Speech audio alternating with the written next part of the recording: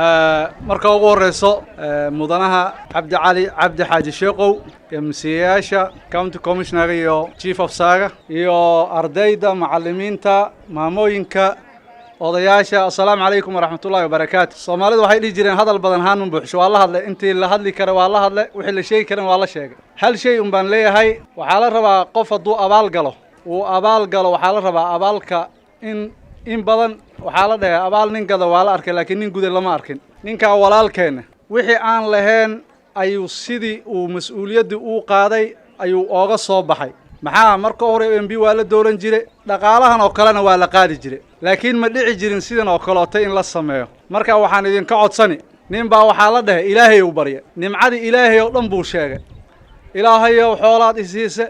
wiilalaad isiisa caafimaadaad isiisa haddana wuxuu dhahay Ilaahay oo intaad isiisa adiga baan kaaga cabsi qabaa intanaad isiisa adiga baa haddana aan kaaga cabsanahay adiga isiisa baan kaaga cabsanahay marka waxa waaye nimcadan hadda maanta qulquleyso samadalo idin baa idin ka cabsanayna idin baa idin kaga cabsanahay inaad daadisaan oo lugtaad ku dhufataan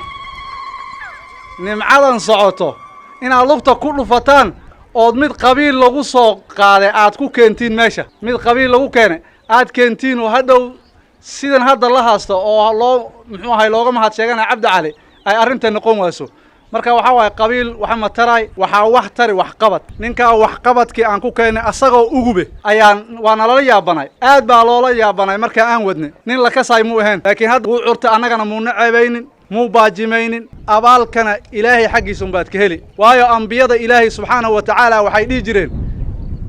waxa aan idin sheegay ajirka idin kama rabi Ilaahay baan ajiraan ka rabaa marka waxa waay waxaan aad sameynayso oo mas'uuliyadan aad gudanayso waa mid aad u dhaaratay sida ku soco hormarka ku soco annagana gadaasha ayaan taaganahay marka waxa waaye tilaabad intaad ka gabi ilaa toobada la xiri Sheeqow teena mar kale ya